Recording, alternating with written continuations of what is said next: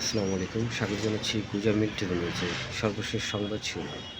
আপনাদের সাথে আছি আমি ইহসান রহমান, আর আপনারা শুনছেন গুজরাট মিড টিভি নিউজ। জানিয়ে দিচ্ছি সর্বশেষ সংবাদ শিরোনাম। ভোটের হার বাড়ানোর চ্যালেঞ্জ, সর্বোচ্চ উপস্থিতি নিশ্চিতে জোর প্রচার চালাচ্ছে অন্তর্বর্তী সরকার।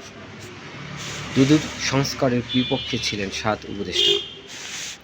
ন্যায় বিচার ও অর্থনৈতিক সংস্কারের জোর, এনসিপির 36 দফা ইশতেহার।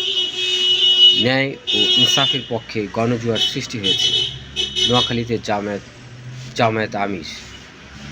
গণভোট হ্যাঁ এর পক্ষে ভোট দিন, রংপুরে তারেক রহমান।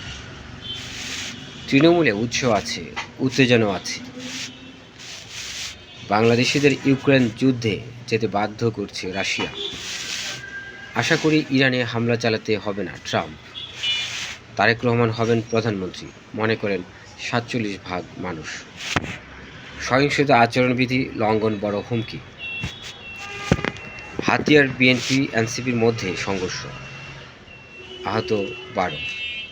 গাজায় যুদ্ধবিরতির দ্বিতীয় ধাপ শুরুর আশা। এবং নির্বাচনে পর্যবেক্ষক পাঠাচ্ছেন 16 দেশ। দর্শক, এই ছিল এখনকার মতো সর্বশেষ। আশা করছি আমাদের সাথে থাকবেন। ধন্যবাদ সবাইকে।